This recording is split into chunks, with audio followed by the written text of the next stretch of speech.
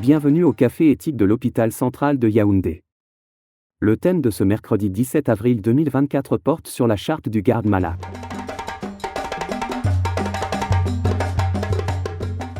Bonsoir, monsieur le directeur de l'hôpital, chers amis, bonsoir. Bienvenue au café éthique du mois d'avril 2024. Nous allons aborder la charte du garde-malade de la famille et des visiteurs à l'hôpital central.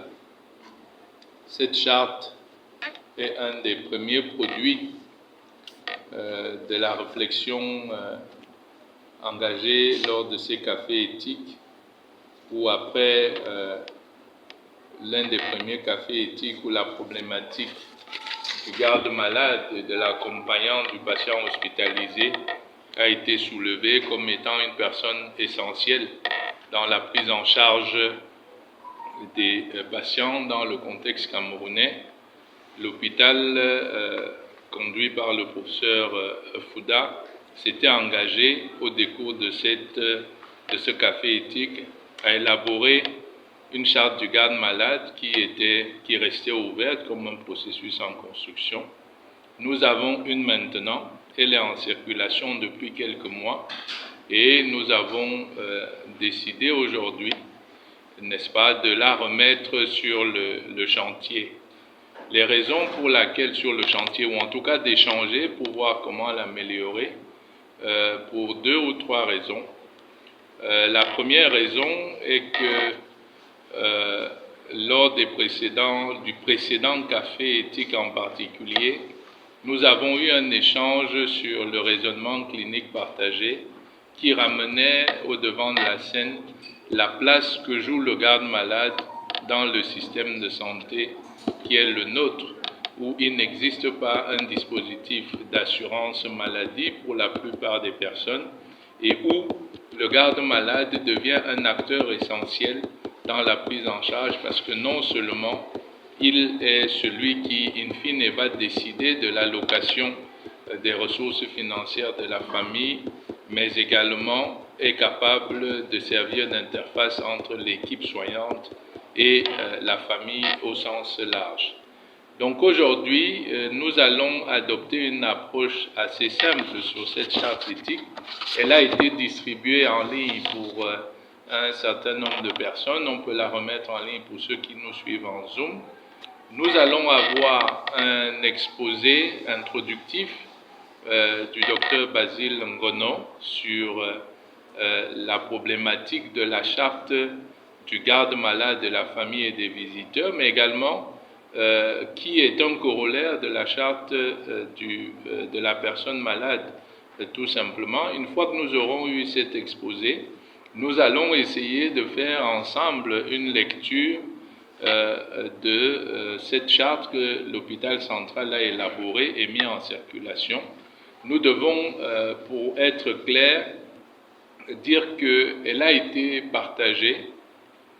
On a, depuis sa distribution, moins de soucis avec les gardes-malades dans les services d'hospitalisation, mais il reste difficile de la mettre en œuvre dans le cadre des patients qui viennent en urgence. Donc, pour ceux qui sont en ligne, la copie a été circulée. Si vous avez des commentaires, si vous avez des propositions, nous allons tout à l'heure passer en revue les 6 droits, les 12 devoirs qui ont été listés pour le garde-malade, la famille et les visiteurs.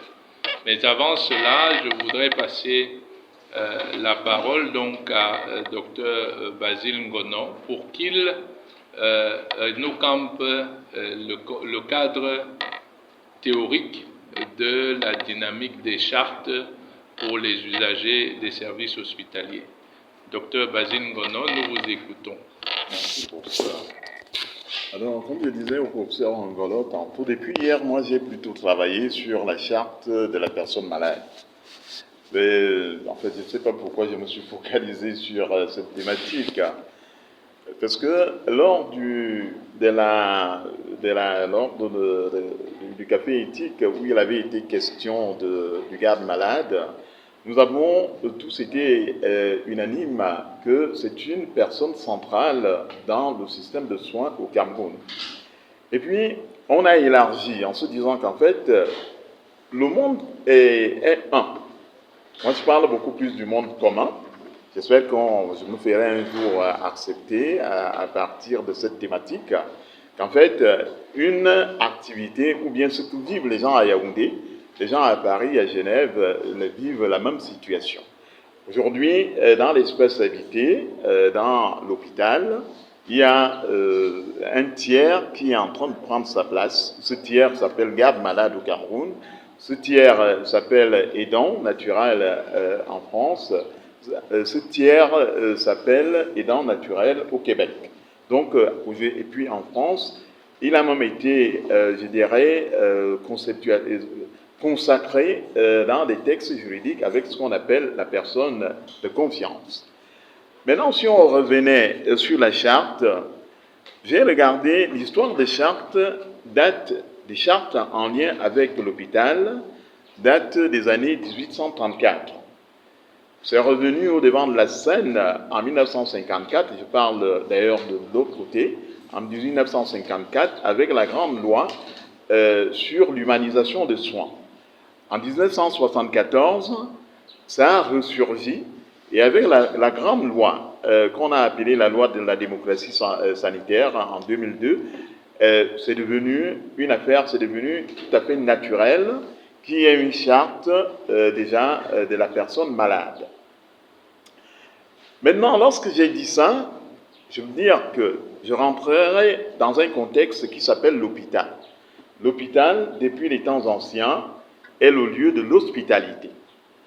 Mais maintenant, quand on rentre dans l'étymologie du mot hospitalité, en fait, comme d'ailleurs pharmacone, l'hôpital me fait toujours penser à pharmacone. Parce que pharmacone veut dire poison et veut dire médicament. L'hôpital, c'est un lieu où on accueille, où on prend soin, mais c'est aussi le lieu de l'hostilité. Hostilité de la maladie, hostilité, je dirais, du contexte, hostilité pour les rencontres, hostilité pour tout ce qui peut vouloir se faire. Le paradoxe est que malgré l'hostilité, l'hôpital reste ce lieu de l'hospitalité.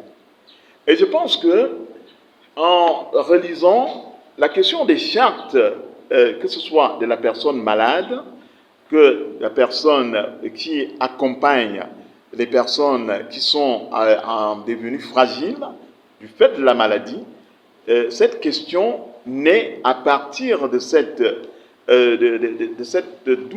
double prisme d'un hôpital qui est un lieu d'hostilité, mais qui demeure un lieu d'hospitalité.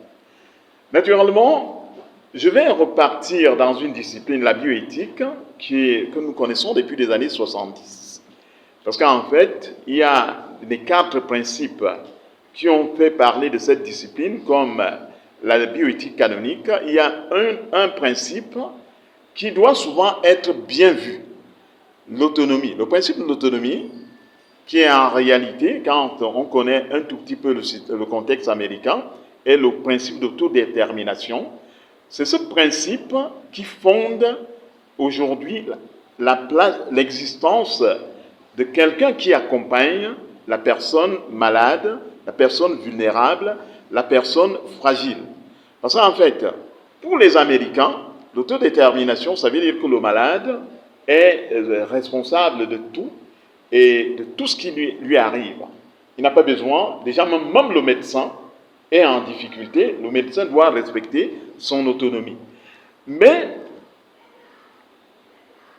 lorsqu'on se met à critiquer ce concept, parce que les auteurs du livre qui donne naissance à la bioéthique ont été les premiers à critiquer cela. Un est prêtre, un est pasteur.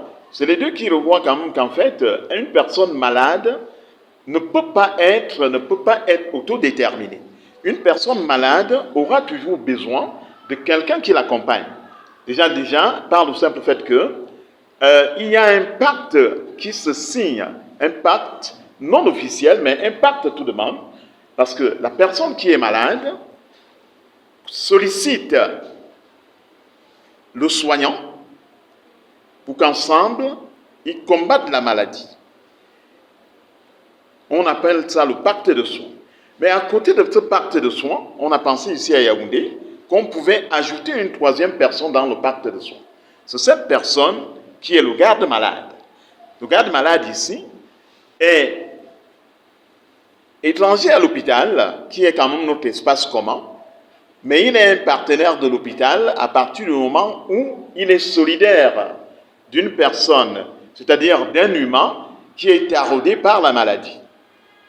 Et cette nouvelle personne qui n'est pas préparée à, je dirais, dans nos structures non pas préparées à l'accueillir, peut devenir un problème. D'où l'importance de la charte.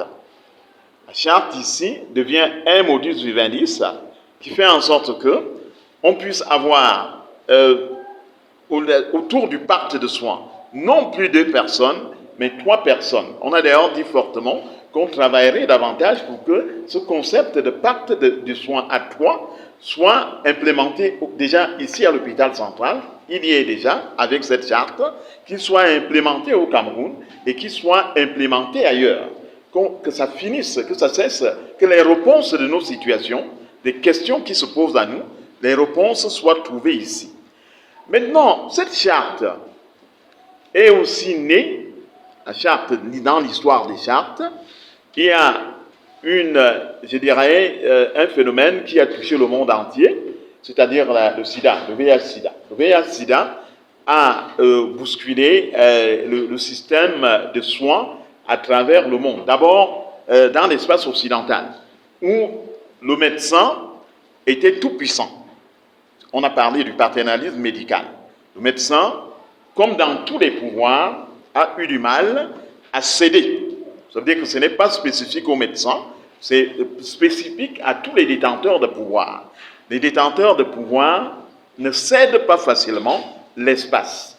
Donc il a fallu cette écharpe et un déferlement des personnes en association, dont Michel Foucault. C'est Michel Foucault qui fait ouvrir un espace aux malades. Le malade ne devient plus ce type qui est là comme un meuble. Le malade devient une personne responsable, une personne autonome, une personne qui a sa dignité. Et je dirais, c'est à partir de là où on ouvre, donc on crée, avec le temps, on crée ce qu'on a appelé le pacte à 2, le pacte de soins à 2 entre le soignant et la personne malade. Mais la grande vulnérabilité qui est en train de frapper au vu du vieillissement de la population de l'autre côté, a fait aussi qu'on ouvre l'espace en créant ce qu'on appelle aujourd'hui l'aidant naturel. Il peut être un aidant naturel, tout comme il peut être un aidant. Maintenant, je dirais, pour chuter, que la charte des soins est le résultat de l'acceptation d'un fait. C'est-à-dire qu'en fait, avec Kant parle de quelque chose qui n'a pas de prix. C'est-à-dire, cette chose n'a qu'une valeur. Et quand une chose a une valeur, la personne malade a une valeur, parce que humain, naturellement, on se reconnaît dans sa fragilité. Et quand on se reconnaît dans cette commune fragilité, on s'organise. Et dans cette organisation, pour qu'on puisse mieux prendre soin de la personne malade, il faudra d'un côté le soignant, il faudra d'un côté le garde malade. C'est ensemble que nous pouvons venir à bout de la maladie en accompagnant la personne vulnérable, qui d'ailleurs nous rappelle notre vulnérabilité. Je dirais, Lévinas le dit davantage mieux. Lorsqu'on voit le visage de la personne malade, on se souvient de notre visage, qui peut prendre la coloration de la fragilité et de la vulnérabilité. Le pacte de soins, la charte de la personne malade, du garde malade, Et ici aussi l'acceptation de quelque chose d'un concept qui va avec la dignité, parce que dès qu'on parle de dignité, quelque chose qui n'a pas de prix, la bouteille d'eau a un prix, mais la personne malade, la personne humaine n'a pas de prix, et cette personne a droit au respect. Et cette charte est donc, je dirais moi, c'est la charte du respect, c'est-à-dire de l'espace hospitalier. C'est la charte du respect de la personne malade, comme a pu dire le professeur Ongolo, et c'est la charte de la personne, de cette troisième personne, qui peut être un élément perturbateur, d'où l'importance de la charte. C'est-à-dire que l'élément, je dirais, dans ce désir d'accompagner la personne, le gars malade a déjà un problème de la gestion de ses émotions. A-t-il été préparé à gérer ses émotions? Le garde malade peut avoir une question par rapport au respect de l'espace. Le garde malade peut avoir des problèmes par rapport, je dirais, parce que n'étant pas capable de maîtriser ses émotions, il peut ouvrir des algarades avec le personnel soignant. Cette charte devient donc le lieu qui met, je dirais, tout le monde à sa place autour de la personne malade, accompagnant cette personne parce que la maladie est notre écharpe commune vers la guérison. Donc à trois, c'est-à-dire la personne malade elle-même, qui est un acteur de son soin, la personne que la société reconnaît comme telle, c'est-à-dire le soignant, et la troisième personne qui a toute sa place dans ce dispositif, le garde malade.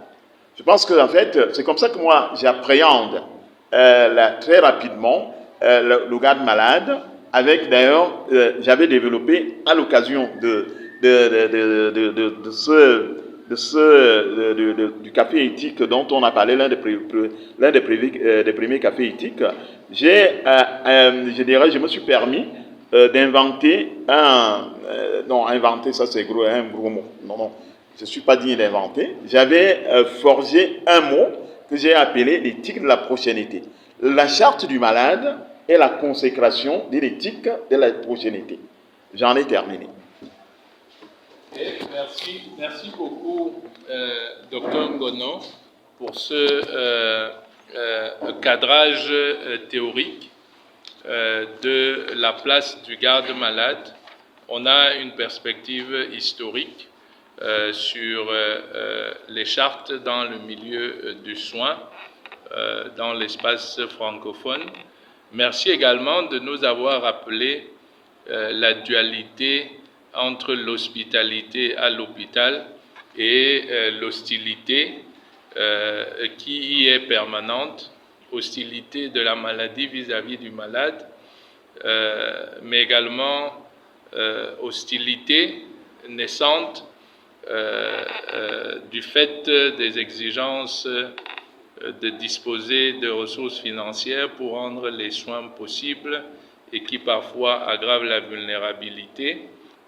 Et enfin, de nous avoir rappelé la nécessité de la charte du fait même de ce que la bioéthique nous exige de respecter l'autonomie et que dans le cadre de cette autonomie, une fois qu'il y a eu évaluation et constat, qu'il y a perte d'autonomie, qu'il y a vulnérabilité, il est bon d'avoir la troisième personne. Pour mémoire, à l'école de médecine, pour certains anciens, on nous disait le plus gros danger pour le médecin, c'est l'abus de pouvoir. Et vous devez passer toute votre vie à lutter contre l'abus de pouvoir. Vous avez le pouvoir médical sur quelqu'un qui est vulnérable. Il faut faire très attention et savoir agir devant témoin. Merci donc de nous avoir rappelé cela. La gestion du garde malade, qui est cet intrus dans l'hôpital, dans sa conception moderne, qui peut devenir témoin de soins, qui peut être acteur de conflits parce qu'il ne gère pas bien, mais qui a quand même également une responsabilité et des obligations. Le professeur Daniel Anissé-Noir nous aurait rappelé que la place du garde-malade dans l'Afrique équatoriale est consacrée parce que personne ne va chez le guérisseur traditionnel sans être accompagné par celui qui accompagne le malade ou celui qui garde le malade, avec une dimension parfois pas toujours financière, mais en étant le témoin pour toute la famille, pour devoir justifier, n'est-ce pas, ce qui s'est passé et comment ça s'est passé pour les cas où tout ne se passe pas bien. Voilà le cadre conceptuel planté. Monsieur le directeur de l'hôpital central, vouliez-vous faire un premier commentaire avant que nous ne passions à la lecture commentée, parce que vous avez été un des acteurs clés, ça a été débattu chaudement. Certains étaient surpris quand vous avez pris l'engagement en son temps qu'il y aura une charte du garde-malade à l'hôpital. Nous l'avons maintenant depuis quelques mois. Nous voudrions que vous partagiez avec nous votre expérience et surtout la concrétisation et la réalité entre le avant et le après l'existence de la charte. Merci. Merci, professeur Ngolo. Bonjour à tout le monde. Comme cela a été dit, le garde-malade est un partenaire désormais dans la prise en charge des patients. Donc, sa place est fondamentale dans un milieu, dans une société où la couverture santé universelle fait ses premiers pas. Il y a quelque temps, nous nous sommes retrouvés ici. On a parlé de cette charte du garde-malade, de la famille et des visiteurs, parce qu'il faut encore le redire, ils ont le garde-malade à sa place. Mais il faut qu'on sache quelle est cette place. Et nous avons donc rédigé cette charte, et je puis vous rassurer que depuis que cette charte est mise à la disposition des gardes-malades, beaucoup de choses ont changé. Le garde-malade connaît sa place. Le garde-malade comprend bien sa place. Il sait qu'il est pris en compte, qu'il est un partenaire important, qu'il est valorisé. Et ça a beaucoup changé dans la prise en charge du malade d'une manière positive. Mais naturellement, nous ne sommes pas le creuset du savoir ou de l'intelligence. C'est la raison pour laquelle nous nous retrouvons aujourd'hui pour analyser le chemin parcouru, analyser cette charte qui a été distribuée et nous projeter vers l'avant. Je voudrais donc vous remercier les uns et les autres pour votre contribution. Professeur, merci beaucoup. Merci beaucoup, monsieur le directeur. Nous allons donc passer à l'autre partie, n'est-ce pas, après que nous ayons tous les éléments sur la genèse de cette charte du garde-malade, de la famille et des visiteurs et le cadrage historique et conceptuel qui ont été faits. Après la première, le café éthique qui avait abordé, et un petit groupe s'est assis et nous avons élaboré donc cette charte qui comprend 6 droits et 12 devoirs. En fait, il n'y a pas 12 devoirs, il y a 11 devoirs et pas 12. Et le préambule de cette charte dit aux gardes-malades, à la famille et aux visiteurs qu'ils sont des partenaires dans la prise en charge de notre malade commun et rappelle qu'il y a des droits et des devoirs. Nous avons essayé d'avoir cela en version bilingue dans les 2 langues officielles. En ce qui concerne les droits, avec à l'esprit la dimension ou certaines des récriminations qu'il y avait, le premier droit était celui du respect qui est dû aux gardes-malades. Il y a eu beaucoup de travail qui a été fait en termes de langage de la part de certains soignants. Et je suppose que cette dimension du respect n'est pas très contestable. Maintenant, je passe la parole. Est-ce que dans sa formulation, elle est suffisamment expressive? Est-ce que quelque chose pourrait être ajouté? De notre expérience, ça a réglé un gros problème, parce que beaucoup de nos patients se plaignaient, de gardes-malades se plaignaient qu'ils avaient le sentiment qu'ils étaient méprisés et qu'ils étaient considérés comme des intrus. Un commentaire sur ce premier point, chacun a eu une copie Est-ce que cette formulation sur les droits, qui nous rappelle la notion d'autonomie et de respect, oui?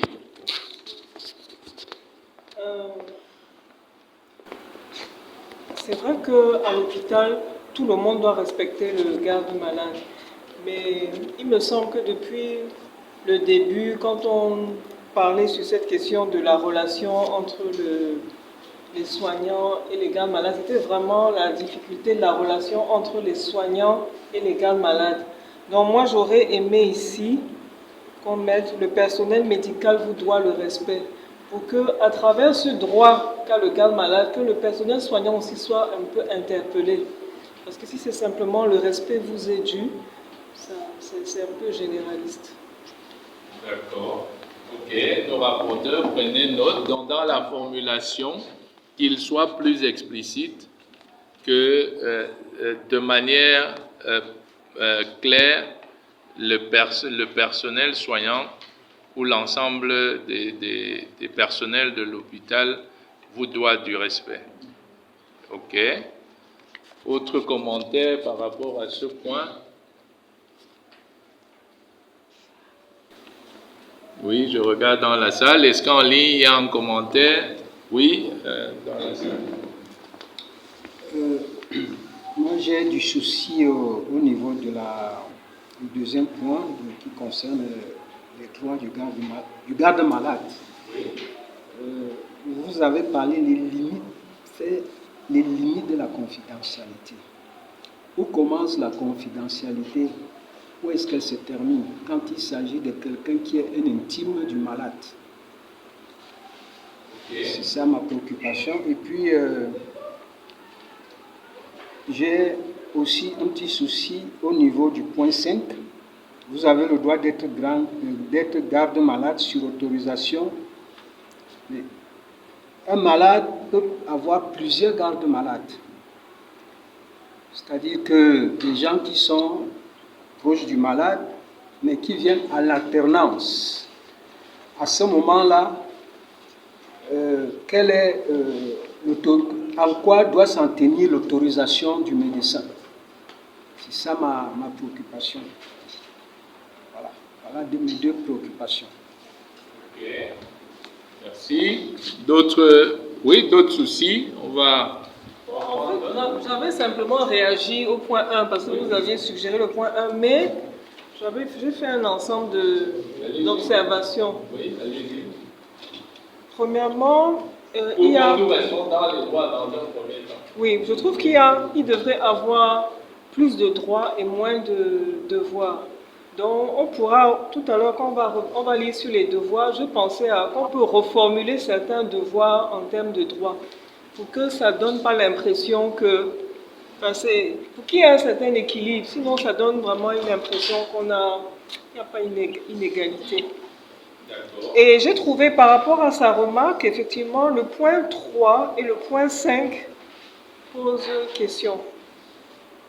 Seul le responsable désigné par la famille et dont le nom et adresse figurent dans le dossier médical est l'interlocuteur de la famille auprès des soignants. Maintenant, vous avez droit d'être garde-malade sur autorisation exclusive du médecin.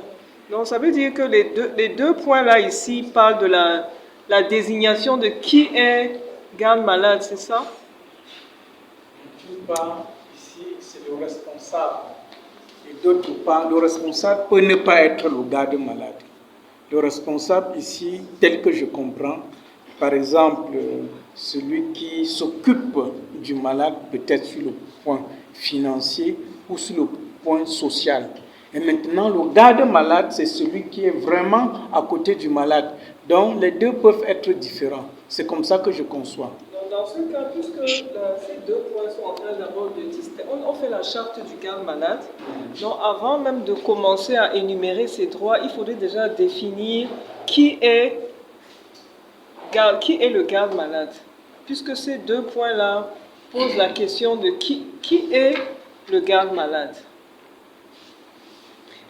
Est-ce que c'est celui dont le nom figure dans le dossier médical, qui a été désigné par la famille, ou alors c'est celui qui a l'autorisation exclusive du médecin? Je vais intervenir pour clarifier.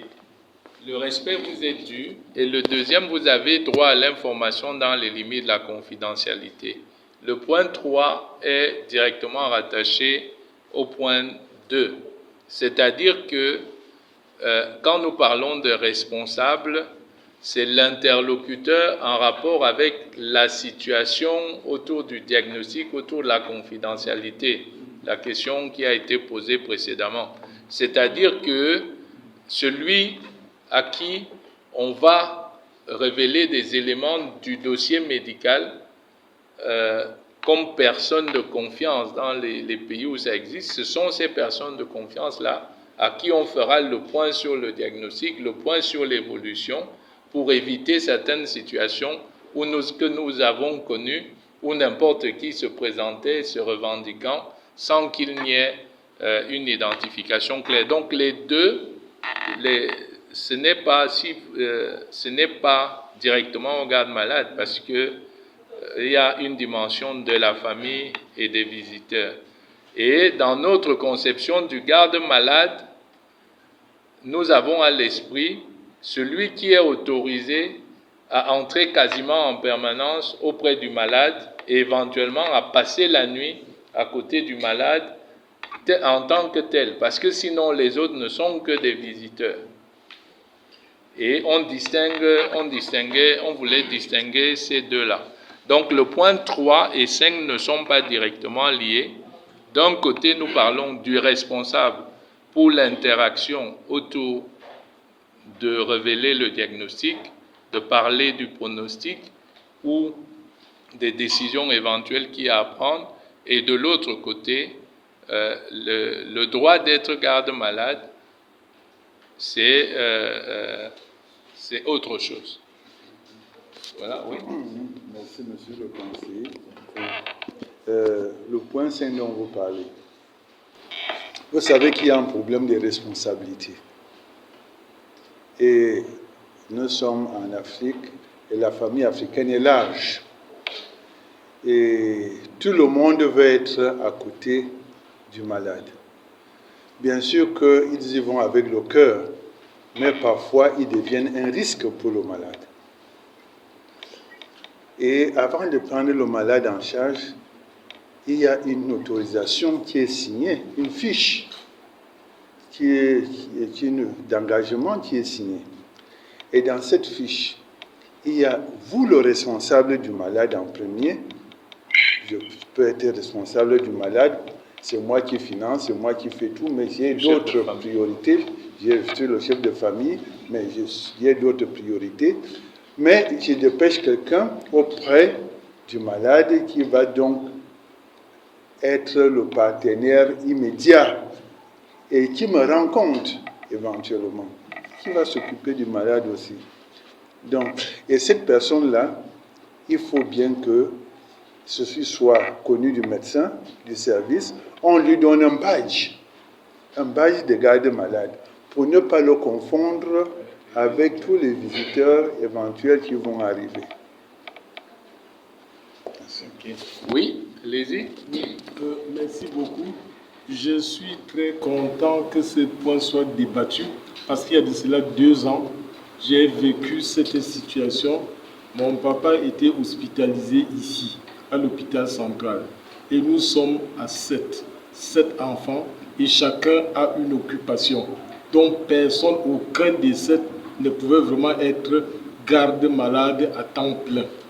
Et on s'est réunis, les 7 enfants, en disant, toi c'est tel jour, telle heure, ainsi de suite.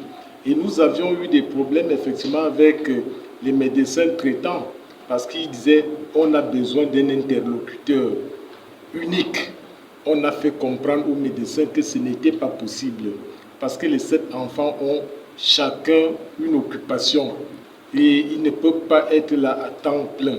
Donc c'est entre les enfants qu'on s'arrange pour dire que tel jour, telle heure, c'est tel qui doit être là à côté du papa. Et finalement, les médecins ont compris et on s'est relayé des informations. Si je suis garde malade aujourd'hui, mon frère ou ma soeur qui était là hier répercute les informations que le médecin avait donc prodiguées. Et c'est comme ça qu'on a passé tout un mois et finalement ça a été accepté ainsi.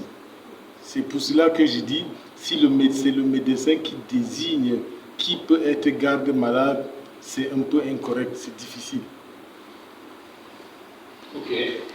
D'accord. Oui, d'autres commentaires, oui.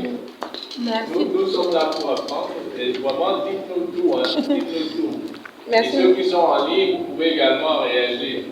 C'est une expérience pilote que nous devons étouffer et améliorer. Allez-y, madame. Merci de me passer la parole. Je tiens à me présenter. Je viens du CHU, Madame Dika, épouse ACB, sous-directeur d'action à la clientèle. Donc, notre responsable, justement, des recherches a trouvé le lien par rapport à cette séance aujourd'hui sur café éthique et a bien voulu que nous participions parce que le CHU aussi a un projet pilote justement sur la charte, nous on dit la charte du patient hospitalisé, mais dans le fond, on se rend bien compte qu'on défend à peu près les mêmes intérêts. Donc, quand je reviens sur le document qui m'a été présenté, dans les droits, la première règle de droit, vous avez dit que le respect vous est dû. Bon, elle a corrigé en disant que le personnel soignant doit respecter le garde malade. Je trouve, à mon sens, que c'est un peu limité parce que si on va dans le POSA où la charte du garde malade, c'est un peu aussi pour encadrer les comportements, pas seulement des personnels soignants, mais aussi des gardes malades, parce qu'on se rend compte que l'échange étant hostile, comme le docteur l'a dit tout à l'heure, les deux parties devront mettre du leur pour qu'il y ait des choses qui se passent bien. Or, si on se limite juste à la relation garde malade, patient, je trouve que ce serait un peu biaisé parce qu'il faudrait aussi intégrer qu'entre les gardes malades eux-mêmes, il faudrait qu'il y ait des rapports de respect pour que l'hôpital ne soit pas en train, par exemple, à des nuisances, parce que c'est un point qui est important. Il faudrait que le garde malade qui est à côté respecte aussi l'autre, parce que chacun doit avoir préservé quelque peu son intimité. Bon, sur le deuxième point que j'ai à noter pour le moment, c'est toujours dans les droits, la troisième règle de droit. Je pense qu'elle n'est pas très spécifique. J'ai compris ce que vous avez expliqué et je comprends. Bon, nous, on va comprendre parce que nous, peut-être, on a assisté à l'échange. Mais maintenant, il faudrait on réécrive un peu cette règle pour que le garde malade, parce que comme ce sera vulgarisé, le garde malade qui lit doit pouvoir comprendre aisément ce qu'il est dit à cet article-là. Donc, je propose ici qu'on dise, qu'on réécrive la règle pour que tout le monde puisse être au même niveau de compréhension. Le numéro 3. Bon, en ce qui concerne le droit, moi je trouve que bon, c'est vraiment bien divisé, chacun garde sa place. Donc pour le moment, c'est ce que j'ai déjà pu relever comme point. Merci. Ok, merci beaucoup. D'autres commentaires sur les droits? Il y a 2 droits là-bas.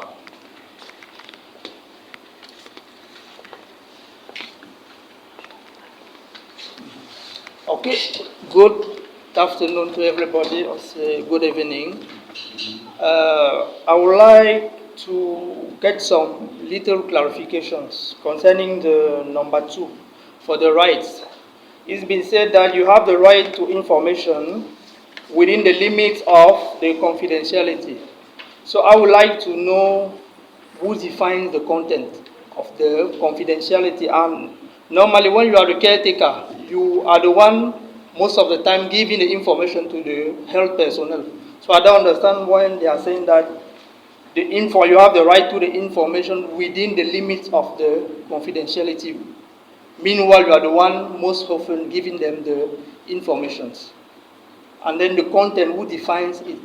Thank you. Another question, another comment? Yeah, I wanted to say that in point 1 on the right, that we can even specify that respect here is mutual. Means that the sick call should respect other sick calls.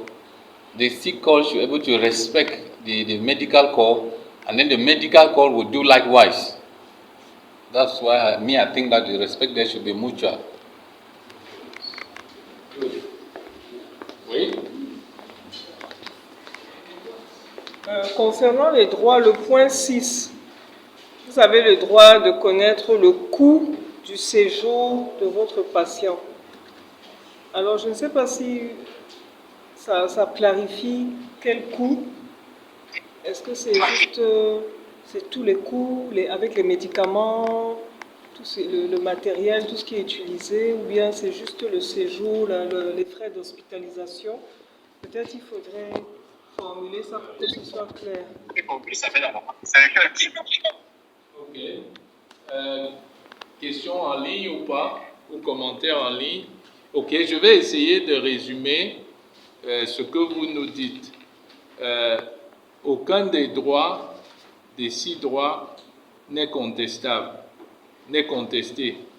Il s'agit de clarifier la formulation pour qu'elle soit accessible pour le plus grand nombre. Il y a un point notamment, ou 2 points qui ne sont pas très clairs. Le droit à l'information dans les limites de la confidentialité et le point sur le droit d'être garde-malade sur autorisation exclusive du médecin. Donc, qui peuvent être reformulés pour rendre plus clair. Maintenant, le point de clarification pour que nous comprenions bien. Je vais prendre un exemple classique. Le papa a 5 femmes, il a une quinzaine d'enfants et il a consulté son médecin. Le médecin a décidé de l'hospitaliser et dans la relation avec le médecin, parfois il dit, quand le médecin lui demande est-ce qu'il y a quelqu'un à qui je peux parler si c'est mauvais, il dit à personne, attendez, je vous dirai quelle est la personne.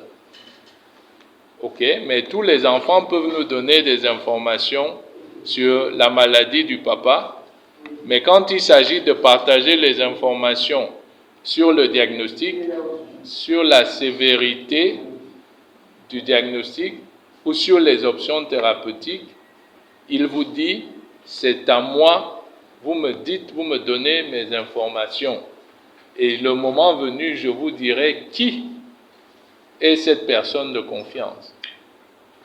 En fait, c'est ça l'élément ici que nous voulons faire apparaître. Le code de déontologie, le code d'éthique impose aux médecins et aux soignants de respecter l'autonomie de la personne jusqu'à ce qu'elle-même décide de partager ce qui le concerne avec la personne de confiance. D'accord? Donc c'était avec cela à l'esprit. Les enfants ont donné les informations, mais chaque enfant ne va pas venir demander au médecin, au fait, de quoi souffre mon papa, il lui reste combien de temps à vivre, ou je sais pas moi, quoi d'autre. Tant que le papa ou tant que la personne malade, elle a le droit de dire, c'est à telle personne que vous devez donner les informations qui me concernent. C'est ça dans l'esprit. Donc l'obligation déontologique du secret, la protection de la vie privée. Ok, donc ça c'était le point à clarifier. Maintenant pour les autres droits, la question que je voulais poser, est-ce qu'il y avait un point de clarification? L'idée ici en fait, parce que l'une des parties qui devenait souvent conflictuelle avec les patients, c'était que certains se plaignaient qu'ils ne savent jamais, on ne leur dit jamais combien ça va coûter. Parce qu'ils sont partenaires accompagnants et couvrant un certain nombre, notamment les frais financiers, et c'était un point de conflit. Donc c'était d'essayer de mettre au clair avec eux qu'ils ont le droit de poser clairement la question, ça va coûter combien pour qu'ils soient informés. Parce que certains se sont plaints qu'on ne leur dit pas d'emblée et que c'est comme si c'était une embuscade, qu'à chaque fois, ils doivent découvrir qu'il y a des contributions à faire. C'était donc pour essayer de clarifier. En fait, la tarification est connue et que cette information, généralement, on l'a de manière approximative entre l'hospitalisation, les frais opératoires ou les actes diagnostiques ou les coûts approximatifs des médicaments. C'était dans cet esprit-là. Mais nous pourrons être plus exhaustifs. Alors, il y a une question en ligne. Bonsoir à tous et merci pour la brillante initiative. Je propose que le garde malade et ou le responsable de la famille désigne le garde malade et l'hôpital prend acte à travers le major du service ou le chef de service qui représente chacun, le directeur qui en principe est le garant de la paix et le bon déroulement des activités. Ceci au lieu d'avoir une autorisation du médecin. Ok, donc il y a un processus collaboratif, c'est la proposition, un processus collaboratif, la famille décide et donne une liste des personnes, c'est bien ça, si j'ai bien compris, c'est-à-dire que ce ne soit pas une autorisation exclusive du médecin, mais que le médecin et la famille collaborent pour savoir qui peut être garde-malade. Et l'exemple pris tout à l'heure, effectivement, dans le cadre de la collaboration, on doit pouvoir trouver ce terrain d'entente-là. Est-ce qu'il y avait, oui? C'est pas une question, c'est une amélioration. Disons, d'ailleurs, Nathalie l'a dit tantôt, qu'il faudrait peut-être procéder à quelques définitions. Qui est garde-malade? Qui est garde-malade? Et puis, moi, je continue à penser que le responsable désigné a toute sa place et expliquer aussi qui est le concept responsable désigné. Ok, d'accord. Ok, donc on pourrait mettre un chapeau, il y a des définitions de ce qui est le garde-malade, qui est le responsable désigné. Ok, ça permet d'étoffer et que la charte soit, soit auto-explicative. C'est noté. Nous avons voulu que ce document soit facilement lisible par le malade. Parce que mettre beaucoup de littérature, c'est pas tout le monde qui peut comprendre même la définition du garde-malade. Il vient, on dit qu'il est garde-malade, on lui donne son badge. Quand il va rentrer dans la chambre, il lit ses droits, il lit ses devoirs. C'est ce que nous avons souhaité. Bon, maintenant, la sémantique, c'est autre chose. Naturellement que dans un autre document plus étoffé, il faudrait aller en profondeur pour que ce soit bien défini. Je voudrais revenir sur le point 6 que vous avez évoqué. Bon, on a hésité, c'est toujours un problème de compréhension. Est-ce que le malade peut comprendre le coût de sa prise en charge? Ou alors, est-ce que c'est plutôt facile pour lui, le coût du séjour?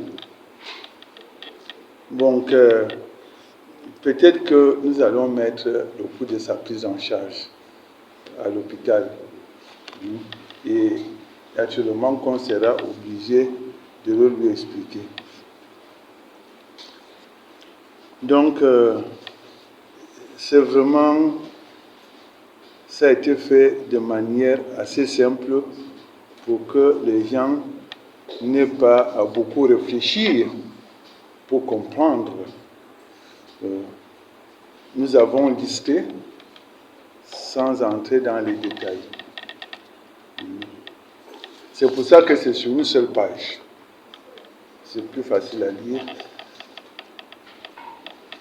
Je vois aussi dans les hôtels, quand on entre dans un hôtel, il y a un document qui définit nos droits, nos devoirs, et c'est très important. Donc on peut clarifier un certain nombre de choses, on peut modifier un certain nombre de choses, mais en restant dans l'esprit d'une page. Ok. J'ai vu le doigt de notre chef de la cellule d'écoute et après j'ai vu le doigt de Nathalie. Alors, il y a une réaction en ligne. Ok, professeur Bella dit que l'hôpital gynéco-obstétrique et pédiatrique de Yaoundé a adopté la charte du malade en 2020.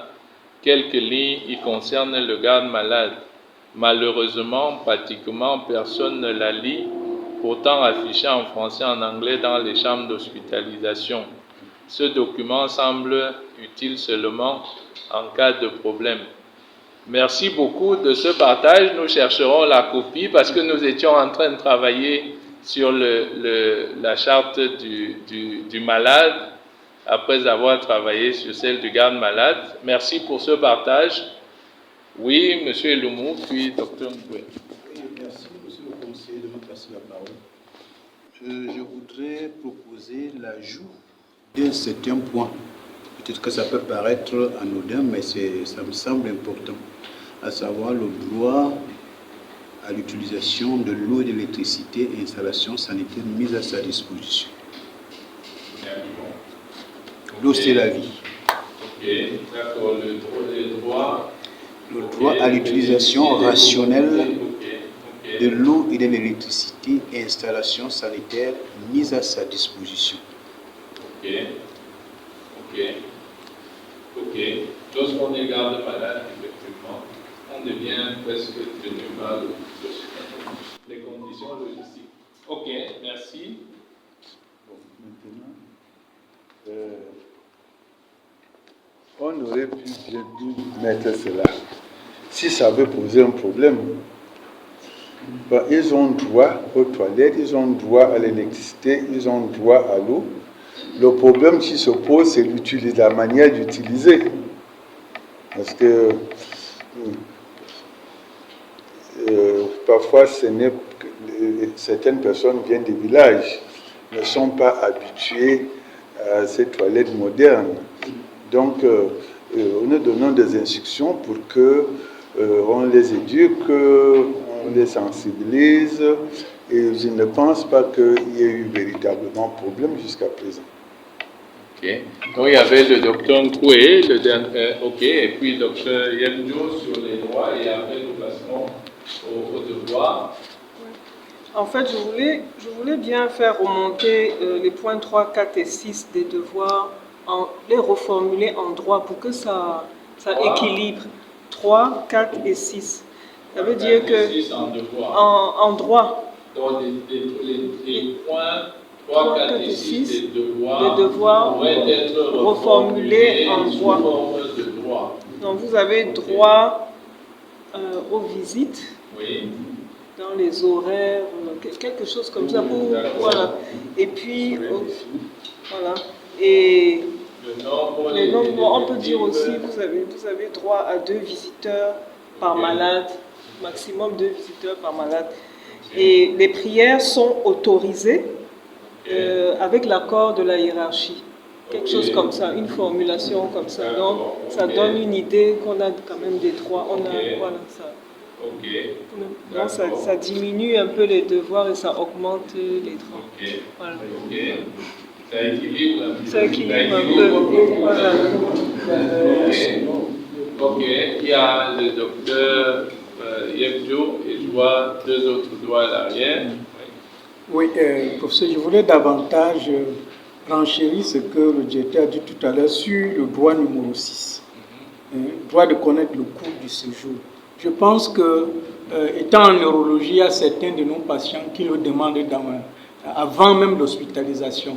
C'est-à-dire quoi? C'est-à-dire, ce matin, j'ai reçu une dame qui doit avoir les bolus de corticoïdes sur 5 jours. Nous l'avons aidée, connaissant le prix, à la pharmacie. Une cure, c'est 25 000. Et la journée, du moins la nuitée, c'est 10 000. Ça fait 35 000, plus les solutés que nous avons un peu évaluées à 15 000. Du coup, on a le coût de la journée.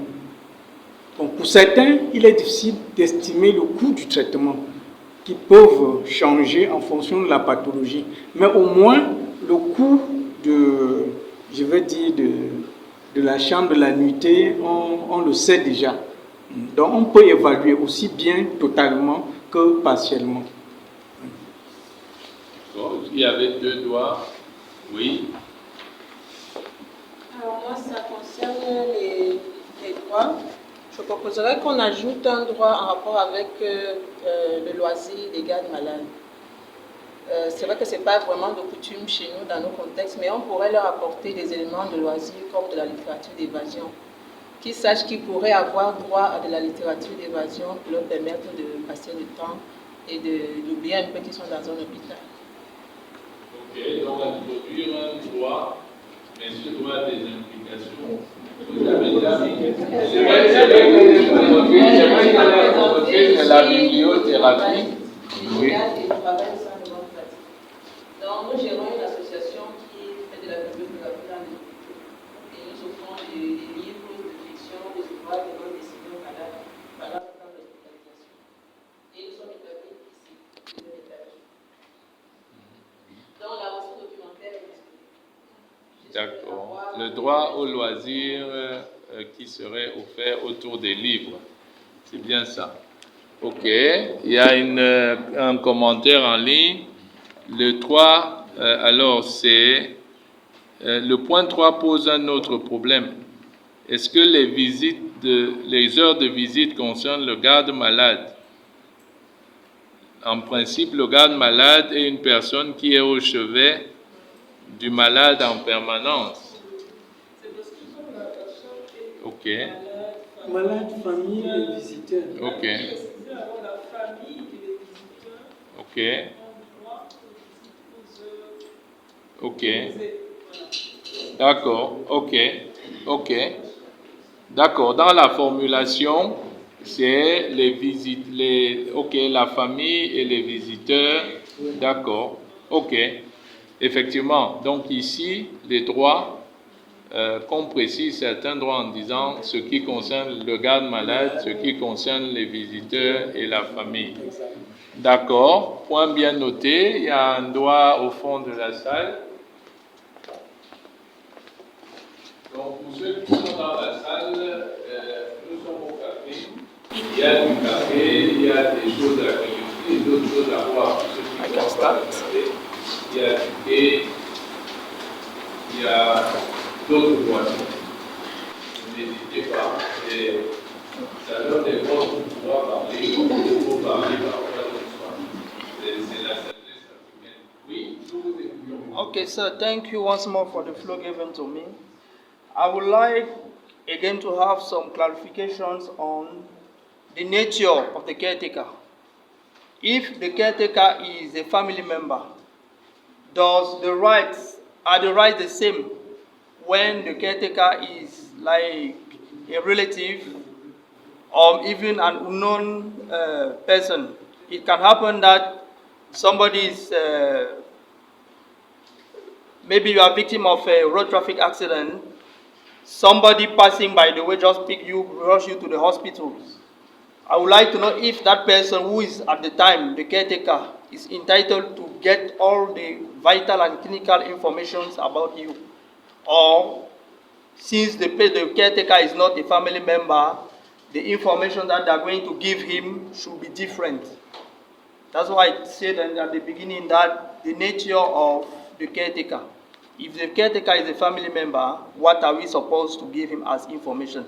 If the caretaker is not somebody from, maybe is a colleague, which type of information are we supposed to give to such a caretaker? Thank you. Okay, so the point of clarification here is already in your question. I would like to say there are rules on the respect of autonomy and the respect of privacy. If the patient is alert enough, is the one to decide who should get information concerning him. And normally, as we said, bearing in mind the large majority of the patients that we are receiving, usually those who are coming in under X have a specific management process. It's the medical team that is in charge of identifying who is the family. We are not supposed to give any information to somebody without knowing what is the relationship with the sick person. This is clear in terms of what are the recommendations from the ethic and the code of conduct in relation to the respect of privacy. Now, the difference you are making between the family member and the relatives is quite tight in Africa. I want to tell you a story of somebody who actually told me one day he was really sick, and he said, okay, because of the diagnosis that you are giving, I will send somebody to you so you explain everything to him. It was his friend. It wasn't any member of his family. And the guy came and asked all the questions. He even had a letter signed by his friend that he's the one who sent him, and that he had the right to ask any question concerning his health status. And I have the exchange with these friends of him, and then he went, and the next time we met, he said, okay, now I've understood. Because when he was the one in front line, he was not even listening to me. He was there looking at me, I was speaking, and he was not really in. By calling his friend, his confidant, he was able to get all the messages, because the guy came later on with a series of questions for which I provide answers, and he went back and explained to him. It's from there that the guy actually made the decision on what would be the therapeutic option he made. So let's get back to the recommendation from the ethics and the code of conduct of a health professional vis-a-vis his patient, and it will help us. So the information here is clear. It refers to the guy will ask, and you as the professional will ponder in relation to what is binding you as a health professional by your haute at the end of the day. Donc, en clair, la question sur l'information concernant le garde malade ou la personne qui a amené le malade à l'hôpital, non, c'est le code de conduite, c'est le code éthique et déontologique de chaque métier. Moi, en tant que médecin, parfois je chasse les femmes de mon bureau ou les hommes de mon bureau parce qu'ils accompagnent son mari, on a fini de faire l'IRM et on leur a dit que c'est l'IRM qui va dire la vérité. Et je pose la question au monsieur, elle doit rester, ou à la dame, est-ce qu'il doit rester? Il y en a qui me disent, non, elle ne reste pas. Et je les mets dehors. À la confession, chacun part seul. Pour ceux qui sont... Et donc, en fait, c'est ça la règle fondamentale du respect de l'autonomie. Et le VIH est venu encore nous le rappeler clairement. Il n'y a pas à dire que comme c'est une maladie sexuellement transmissible, souvenez-vous de Jean Miché, n'est-ce pas? Ceux qui sont Jean-Michel Cancan et le docteur a dit que tu dois venir. C'est vraiment une situation éthique particulière. Révéler l'état de santé d'un partenaire à son partenaire n'est pas autorisé. La relation est d'un soignant à son patient. C'est le patient qui admet la troisième ou la quatrième personne dans ce concert-là, sans aucune contrainte. Et les textes sont encore clairs là-dessus. Donc, pour ce point-là, ça devrait être clair pour nous tous. Donc, nous avions commencé à avancer. Il y a un autre commentaire en ligne. Devoir 2. Donner l'impression que le garde malade va devoir payer les frais des autres malades. Être plus précis, si possible. Alors, le devoir 2, ok, le devoir 2 dit contribuer à soigner d'autres malades en payant les frais de séjour à la caisse. Ok, effectivement. Dans le point 2, effectivement, ok, nous notons. Donc, nous avons engagé la discussion sur les devoirs.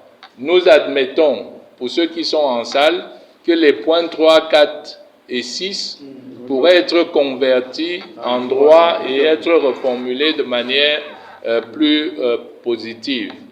Et là maintenant, il y a ce point sur l'ambiguïté qu'il y a sur le point 2 des devoirs, comme si le garde malade paye pour d'autres malades. Ok, donc nous notons, nous reviendrons dessus. Maintenant, s'il y a d'autres commentaires dans la salle autour des devoirs, je vois un doigt, un deuxième, un troisième. Nous allons commencer par le docteur. Okay. Oui, concernant les devoirs du garde malade, le point 8, il est interdit de faire la cuisine dans les chambres des malades ou dans la cour de l'hôpital. Le 9, il est interdit de laver le linge dans l'enceinte de l'hôpital. Et le 10, les chambres des malades ne sont pas des restaurants ou des salles de réunion. Bon, c'était plus concernant la cuisine et laver le linge. Est-ce qu'on pourra avoir un local spécifique comme des cuisines pour que les gardes malades puissent préparer? Parce que tout le monde, souvent, n'a pas de domicile à Yaoundé. Il y a certains qui viennent de loin avec leurs malades et qui doivent tout faire sur place. Est-ce qu'on a une buanderie pour les gardes malades pour pouvoir faire le nettoyage du linge? Est-ce qu'il y a des cuisines aménagées pour que le garde malade puisse se préparer pour son malade? Ou bien est-ce que l'hôpital pourra offrir tous ces services aux gardes malades? Donc, ce serait intéressant qu'on éclaircisse bien ces deux items. Ok, point intéressant, effectivement. Celui qui vient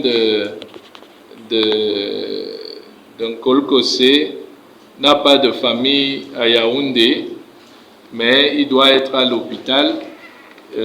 Comment il fait? Est-ce qu'on le contraint à forcément aller acheter la nourriture dehors? Comment il fait pour son linge? Effectivement, c'est un point important. Donc, il y avait donc les autres points. Voilà. Merci. Je ne sais pas si je vais vraiment parler des devoirs, mais comme j'ai vu interdit ici, je préfère ce mot. Professeur Ongolola a rappelé qu'il y a prof Daniel Anissenois qui a parlé des gardes malades chez les guérisseurs. Et ici aussi à l'hôpital, il y a des gardes malades qui font des traitements parallèles à ce que les médecins traitants prescrivent. Je crois qu'on devrait de façon claire interdire ces traitements traditionnels qui sont administrés aux patients par les gardes malades.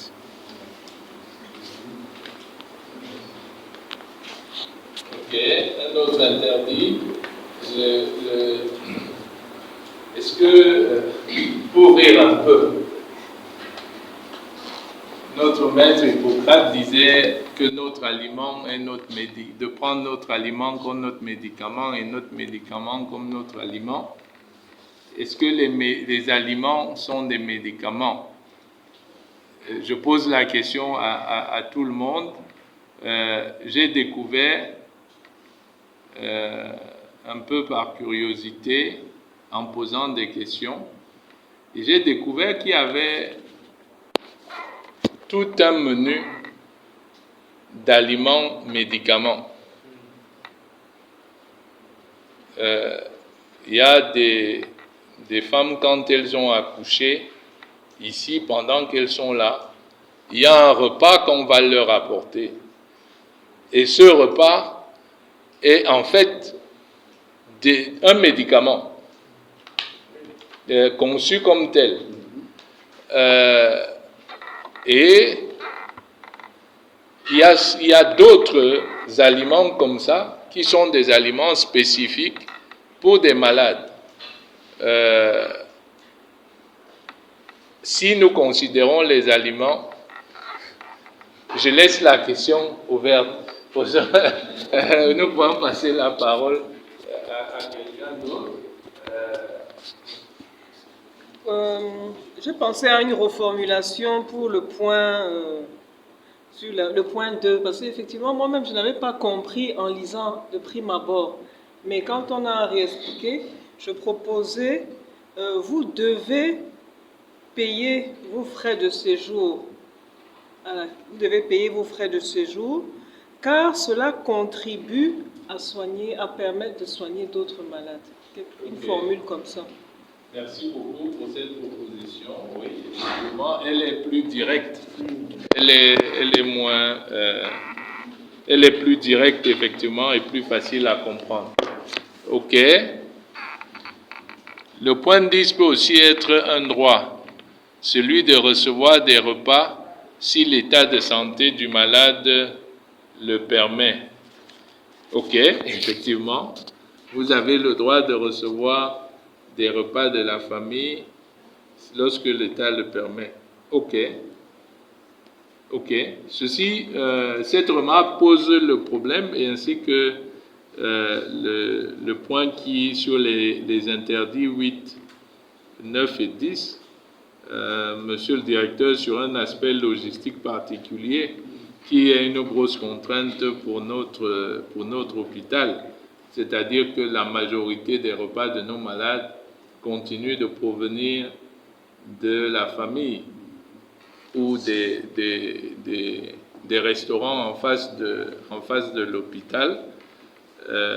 Effectivement, je ne sais pas si vous vouliez commenter dessus. Oui, nous sommes face à un problème culturel. Un problème culturel où la famille veut être autour du malade et veut partager un certain nombre de choses avec le malade. Donc la famille apporte les repas et veut partager ces repas avec leur malade. C'est ça le problème ici. Or, on sait très bien que le problème n'est pas le repas du malade. Le problème, c'est toute la famille qui vient manger. Et quand la famille vient manger comme ça, qu'est-ce qui se passe? Il y a les débris de nourriture qui tombent par terre, ça attire les mouches.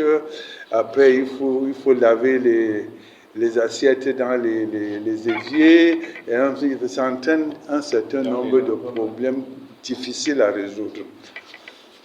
Donc, c'est pour ça que nous avons insisté sur cet aspect. Et naturellement, quand la famille vient comme ça, là, pour peu que le malade aille un peu mieux, alors c'est des salles de conférence, des réunions, les gens sont contents, parfois même empêchant le malade de se reposer, parce que le malade a le droit de se reposer, et gênant les malades qui sont autour. Donc, j'aurais souhaité qu'on laisse le point 10 en l'état pour que les gens comprennent mieux et plus facilement. Ok. Autre question, autre suggestion par rapport au devoir. Le point sur le respect, je pense que nous allons compléter. En fait, le séjour à l'hôpital, nous pouvons réduire l'hostilité si chaque acteur à l'hôpital considère que chaque être humain qu'il rencontre à l'hôpital a droit au respect.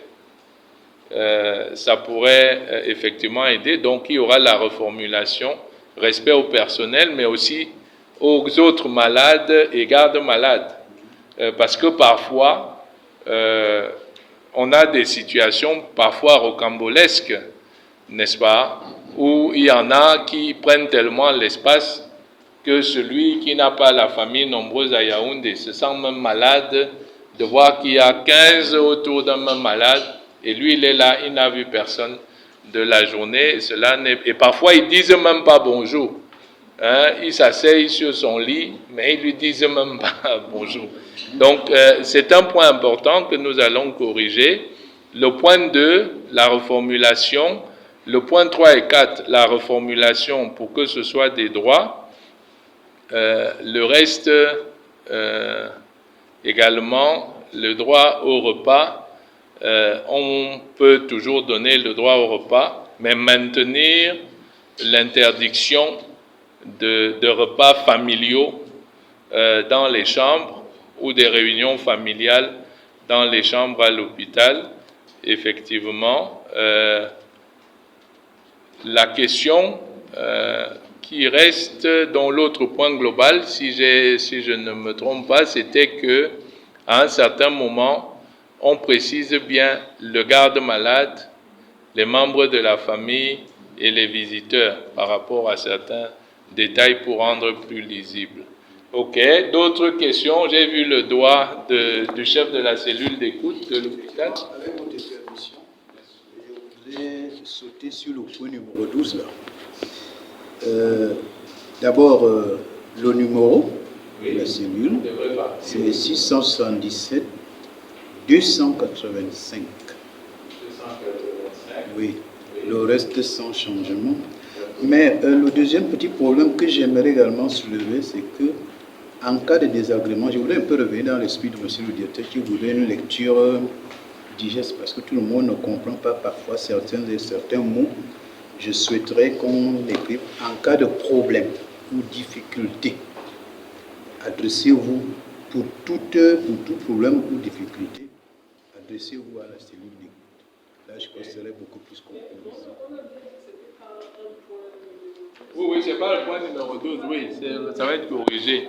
Alors pour ce point-là, est-ce que nous voulons seulement que la cellule d'écoute n'écoute que les problèmes? Ça peut aussi être pour dire que c'était bon. Donc, en cas pour toute suggestion ou pour tout constat, on va ajuster. Ok, nous avons un participant de l'hôpital régional de Maroua. Bonsoir, docteur Koudjou. Il nous dit bonsoir à tous. Merci tout d'abord pour cette initiative que vous accordez à travers ce webinaire. Dans notre contexte ici à l'extrême nord, nous nous efforçons à faire respecter notre charge hospitalière avec l'aide des vigiles et du superviseur du jour ou de garde. Tous les points ne pourraient être respectés scrupuleusement car on devrait contextualiser notre charte. Sinon, les conflits permanents, personnels, soignants, soignés, continueront d'être une réalité dans nos formations sanitaires. Oui, effectivement, docteur, je réagis à votre commentaire.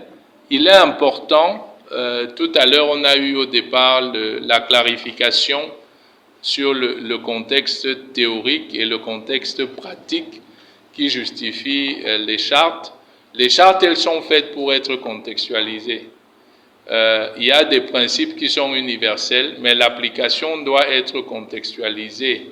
Et c'est essentiel d'ouvrir l'échange, n'est-ce pas, avec la communauté pour que la charte soit réelle.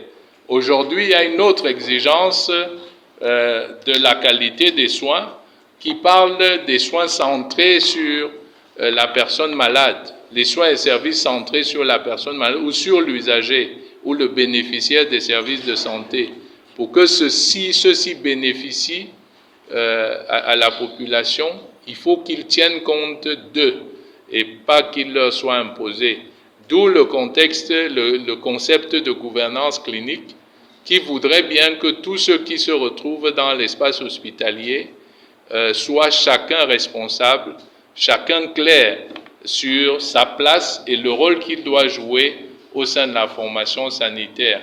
Donc lorsqu'on veut éviter les conflits, il est important que chacun se sente concerné.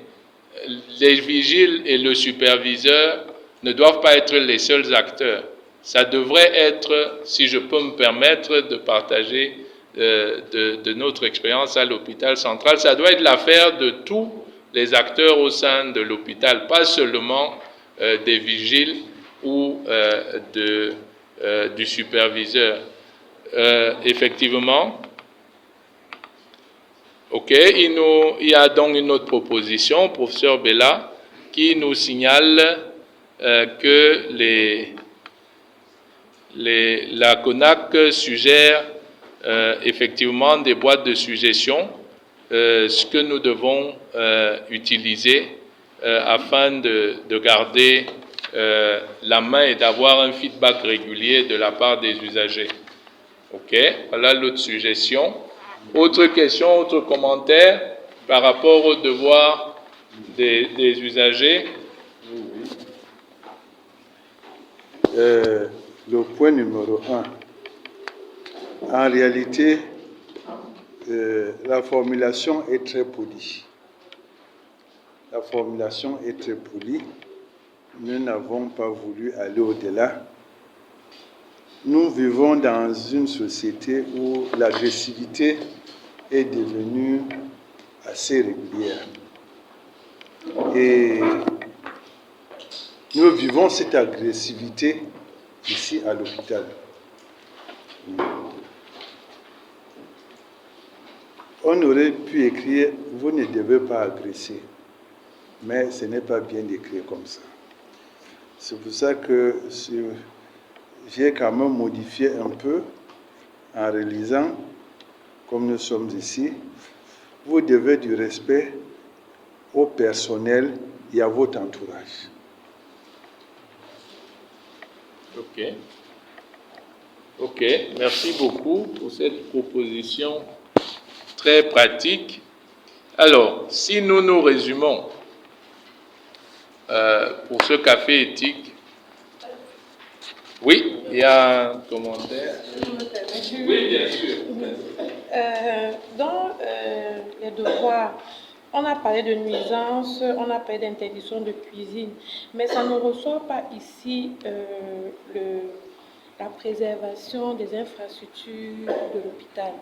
Je parle par exemple des toilettes, je parle des salles, même peut-être des salles de convivialité par les gardes malades.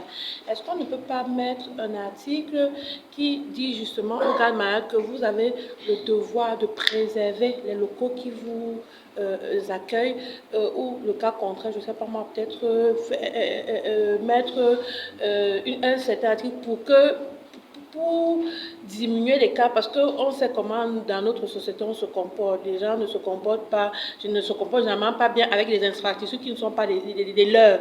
Donc ils arrivent dans un environnement, ils cassent, ils salissent, que ce soit les toilettes, ils peuvent même faire leur truc à côté. Ça fait que ça les cadre un peu. Si on vous attrape, sous peine même, pourquoi pas de poursuite judiciaire. C'est vrai que c'est peut-être un peu dur.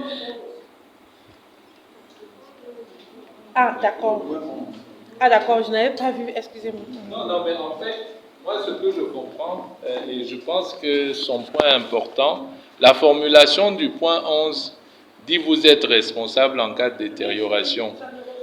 Mais en fait, il faut les rendre, voilà, il faut leur dire clairement qu'ils ont le devoir de préserver le patrimoine immobilier ou infrastructurel mis à leur disposition, dans le sens de protéger, pas seulement de dire en cas de détérioration. Ok, ça c'est une formulation qui est peut-être plus proactive et plus active effectivement, mais merci pour ce point-là. Ok. D'autres suggestions? Oui?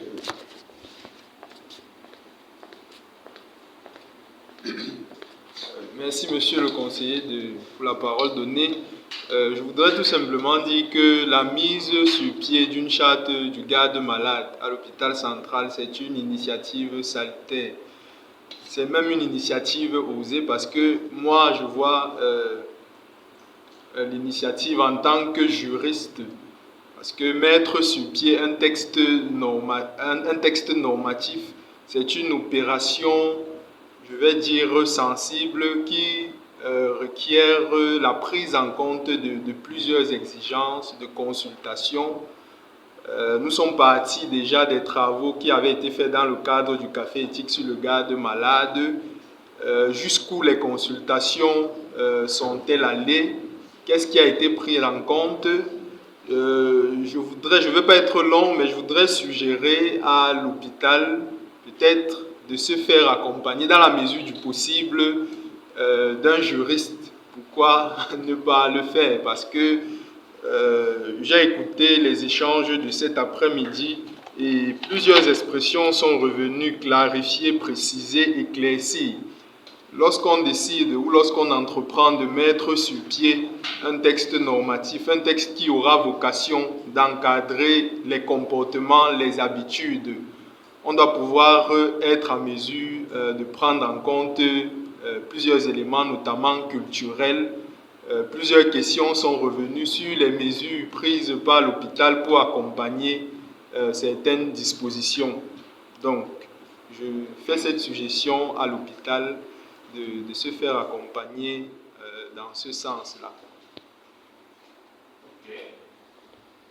Merci beaucoup. Les consultations sont construites pour clarifier, n'est-ce pas? Les consultations sont construites autour des équipes que nous avons à l'hôpital, des responsables en charge de la qualité et des problèmes qui sont soulevés par les usagers, soit à travers la cellule d'écoute, soit à travers les boîtes de suggestions qui existent à l'hôpital. Et la formule que nous avons ici a été testée, et parce qu'il y a eu des suggestions qu'il fallait une relecture, que nous tenons ce café éthique. Il s'agit, au-delà d'une dimension normative au sens, on va dire quoi, juridique, il s'agit davantage d'une démarche de code de conduite entre acteurs qui se retrouvent dans le même espace, parce que la charte du garde-malade, de la famille ou du visiteur à l'hôpital ne prétend pas prendre le dessus sur le constat de dégradation de biens de l'État qui peut être constaté par les juristes ou l'avocat de l'hôpital ou l'huissier de l'hôpital. Mais il s'agit ici d'avoir un texte, on va dire quoi, un gentleman agreement entre les acteurs dans le même espace, parce qu'il y a le code de discipline de l'hôpital pour les personnels. Ce qui nous posait le plus de problèmes, c'était les gardes malades, la famille et les visiteurs, parce que nous ne nous comprenions pas. Et monsieur le directeur a dit tout à l'heure que depuis que ça existe, un certain nombre de plaintes que nous recevions, soit de la part du personnel pour avoir été agressé, soit de la part des familles pour avoir été méprisées, ont drastiquement diminué. Maintenant, les autres aspects qui pourraient être plus complexes, nous n'avons pas encore des cas, mais effectivement, les questions qui sont venues sur le droit à l'information, ils sont encadrés par le code, c'est le code pénal et le code civil. Vous vous souvenez de tout ce que les magistrats nous ont dit ici lors de la séance sur les fautes ou les erreurs.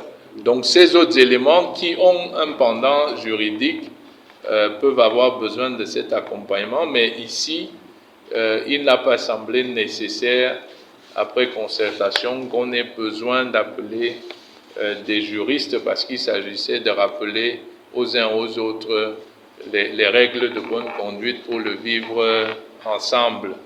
Maintenant, pour ce qui va concerner, par exemple, la charte du malade, ce sera complètement autre chose. Parce que jusqu'à présent, il n'y a aucun texte qui reconnaît la place du garde-malade dans le cadre juridique camerounais. Ce n'est pas très clair. Par contre, lorsqu'il s'agira de dire quelle est la charte du patient ou du malade, ce sera autre chose. Et c'est d'ailleurs pour ça que nous traînons les pas, parce que ça a l'air un peu plus complexe. Merci. Oui, dernier. Ok, on va faire le tour. Voilà. Je vois 2 doigts. Est-ce qu'il y en a du côté droit? Ok, nous prenons les 2 doigts. Yeah, thank you. Thank you very much, Prof. I wanted to end by asking a question that we know our country so much that even at the level of the presidency, the Senate, and the National Assembly, we have very good laws, very good texts. But when it comes to application, nothing. So what are we actually doing? What are we going to do such that it should be rightly applied in the central hospital? That's my question. So this is already applied. This is already in application, and it wasn't the number of complaints that as the medical advisor or the director or the general supervisor have received following the distribution of this has drastically reduced. That people clearly know what is. One of the points that remain a controversial one is having the family sitting and designating who is responsible. And we can understand because usually our family are abroad and sometimes they have conflict. But in terms of what the one who was designated as the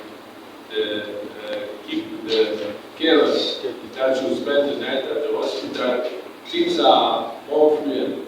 And we remain with another issue in the emergency because when they heard about somebody has been brought to the emergency room, you have dozens of people coming, but you never know who is the actual responsible. There are those coming to check that the guy is true, that the guy is really hospitalized, and then they run away, and you, at the end of the day, so this remains the point that we still need to continue reflection on it. And I want to put this on you. You are an anthropologist.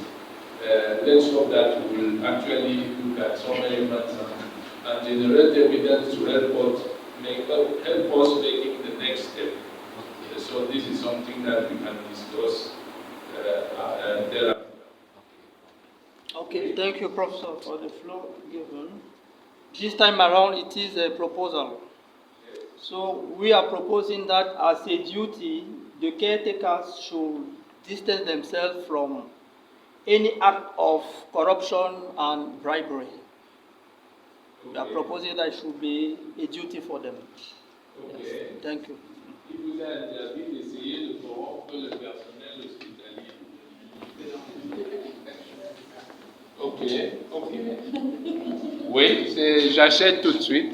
Effectivement, parce que Ça aussi, c'est l'autre réalité. Il y en a qui viennent et disent au personnel, on demande de payer comme ça à la caisse. Est-ce qu'il n'y a pas une autre manière de faire? C'est du déjà vu, n'est-ce pas, ma soeur? Ok, donc effectivement, je ne sais pas ce qu'en pensent les autres. Le membre de la commission lutte contre la corruption, le président Ondoa est là, avant que monsieur le directeur ne fasse son commentaire. Vous vouliez faire un commentaire? Sa suggestion, moi je la trouve très pertinente parce que la charte vient nous apprendre encore beaucoup de choses, même dans la cellule de la lutte contre la corruption. Parce que dans les années antérieures, on a eu l'impression qu'il y avait un vide. Parfois, on se retrouvait dans les réunions de la cellule, on avait l'impression que les gens ne savaient même pas quels étaient les référentiels de leur action. Mais avec la charte du garde-malade, de la famille et des visiteurs, les choses deviennent un peu plus claires. Ça veut dire qu'en termes de corruption, il ne faut pas seulement voir la corruption qui vient du personnel, mais il y a aussi le corrupteur. Et je trouve sa suggestion très très pertinente. Voilà. Oui, monsieur le directeur. Monsieur le conseiller, professeur, on ne peut pas empêcher tout ce monde qui arrive ici d'essayer de nous corrompre. Mais nous devons nous défendre contre la corruption. Et la corruption est interdite à l'hôpital central. Dans notre règlement intérieur, c'est déjà dit, c'est écrit. Donc, à nous de nous défendre contre la corruption, de nous protéger, parce que si nous ne nous exposons pas, ceux qui viennent ne pourront pas avoir accès à nous dans ce domaine-là. Depuis qu'on dit que pas de corruption, les gens essaient toujours de corrompre. Donc, c'est plutôt ce qui est écrit dans notre règlement intérieur que nous devons prendre en considération. Je voulais revenir sur le point 11. Je me suis dit peut-être que nous n'avons pas été assez explicites. Parce que la présence du gendarme fait peur. Si nous disons que vous serez responsable de la réparation des dommages causés par vous au sein de l'hôpital, parce que ça peut être dans la chambre, ça peut être à l'extérieur de l'hôpital, qu'ils sachent que si jamais il y a des dommages, qu'ils seront rendus responsables et que c'est eux qui vont donc être responsables de ces réparations-là. Peut-être, il faut faire peut-être un peu plus attention. Oui, je pense que c'est important pour la dimension de la responsabilité. C'est très important. Ok. Donc, merci aux uns aux autres. S'il n'y a pas d'autres commentaires en ligne ou d'autres souhaits de prendre la parole, je vais résumer quelques points sur lesquels nous sommes mis d'accord. D'abord, les faits, la réalité de la charte du garde-malade, de la famille et des visiteurs, elle n'est pas théorique, c'est une réalité à l'hôpital central et un certain nombre de conflits ont diminué. Les chartes au sein de l'hôpital ne sont pas nées hier, c'est un processus qui est maintenant multicentenaire et qui chaque jour gagne en importance. Le concept de gouvernance clinique dans le cadre d'une meilleure qualité des soins et services qui sont centrés sur l'usager nous impose d'avoir des gentleman agreements, c'est-à-dire un code de conduite pour tous les acteurs qui se trouvent dans le même espace, cet espace étant l'hôpital dont la finalité est de soulager l'homme souffrant ou l'homme vulnérable. Et dans le contexte camerounais, ce n'est pas seulement un ménage à deux, le soignant et le soigné. C'est un ménage à trois et parfois à plusieurs. Le soignant, le soigné, son garde-malade, sa personne de confiance qui finance ses soins et toute sa famille et ses visiteurs qui veulent aider à l'aider à retrouver sa santé. Nous avons établi initialement une liste de 6 droits et de 11 devoirs. Les échanges de ce soir nous disent que nous avons besoin de rééquilibrer les droits et devoirs en termes de nombre, que nous avons besoin d'écrire de manière plus directe et plus lisible pour tenir compte de la diversité de ceux qui viennent à l'hôpital, et que nous avons besoin de rajouter un devoir, 2 devoirs supplémentaires de manière plus explicite, l'obligation de préserver l'environnement hospitalier en termes de mobilier, en termes d'environnement extérieur, mais également que le garde-malade ne doit pas devenir un agent de corruption. Maintenant, en termes de points de clarification, nous avons pris note et la version 2.0 de la charte du garde-malade, de la famille et des visiteurs à l'hôpital sera très rapidement mise en circulation pour une relecture par un certain nombre de personnes qui sont intéressées. Merci aux commentaires en ligne, merci à ceux qui sont venus dans la salle, qui ont fait leurs commentaires. Je vais passer la parole à Monsieur le directeur de l'hôpital central, professeur Pierre-Joseph Fouda, pour le mot de la fin. Monsieur le directeur.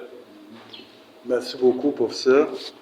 Le café éthique est un cadre fondamental dans la gestion de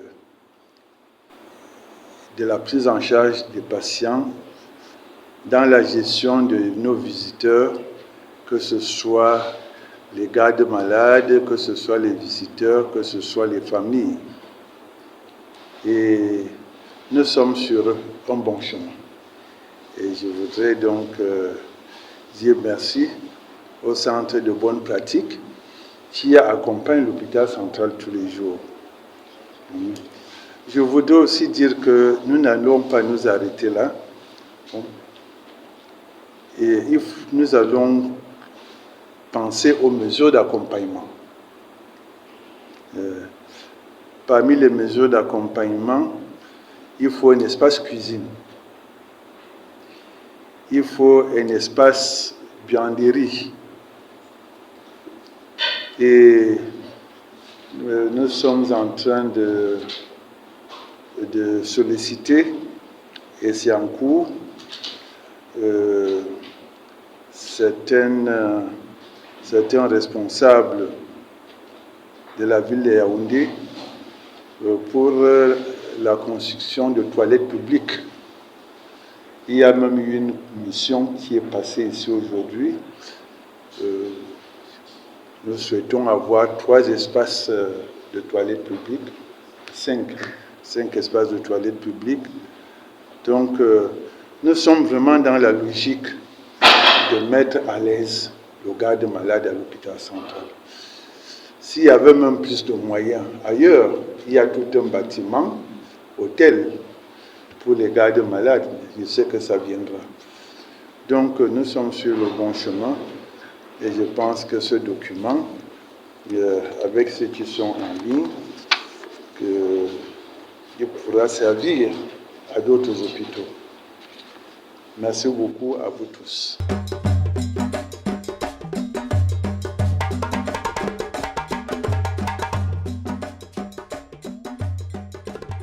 Cette édition du Café éthique vous a été proposée par le Centre pour le développement des bonnes pratiques en santé.